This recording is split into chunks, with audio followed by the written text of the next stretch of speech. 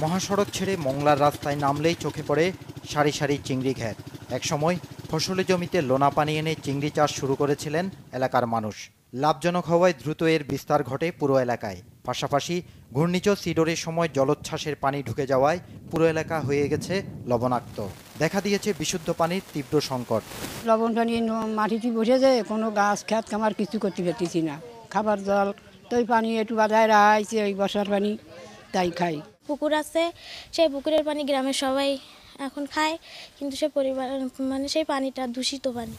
প্রভাবশালীদের পাশাপাশি এলাকার যেসব মানুষ সামান্য জমি নিয়ে ফসল আবাদ করতেন, তারাও বাধ্য হয়েছেন চিংড়ি চাষে। চিংড়ি করতেছে সবাই তো আবার করতে পারে না, জায়গায় একটু জায়গা আছে তারা করে, আর যাদের নেই তারা তো করতে পারে না। এই লবণ পানিতে একেবারে ফসল, ধানের ফসল একেবারে মাটিতে লবণের পরিমাণ বেড়ে যাওয়ায় বন্ধ হয়ে গেছে সব ধরনের কৃষিকাজ। কর্মহীন হয়ে পড়েছেন অনেক মানুষ। এখন তো একটু জঙ্গলে মঙ্গলে যায়, এই ছাড়া তো কোনো উপায় নেই। এছাড়া আর কোনো কাজ নেই, গ্রামে কোনো কাজ নেই, করবে কি? উপকূলের এসব মানুষ লবণাক্ত পরিবেশে খাপ খাইয়ে নেয়ার চেষ্টা করছেন।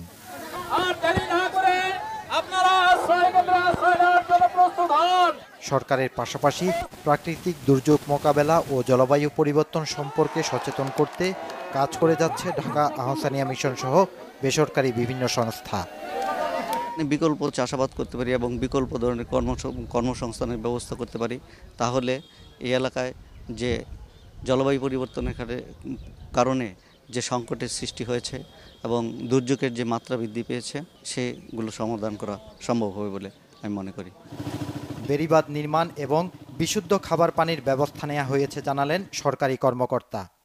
আমরা যে বড় রাস্তাগুলো নির্মাণ করব, সেটা যাতে পাশাপাশি মানুষের এই যে এমবাঙ্কমেন্টের কাজটা করে। সর্বশেষ ডব্লিউএফপির অর্থায়নে এবং আমাদের এই যে 4টি সংস্থা, এনারাও কিছু বাঁধের কার্যক্রম হাতে নিয়েছে, যাতে টোটাল মংলা উপজেলায় একটা বাঁধের মাধ্যমে চলে আসে। লবণাক্ততা রোধে জাতীয় পর্যায়ে উদ্যোগ নেওয়ার দাবি জানালেন অনেকেই।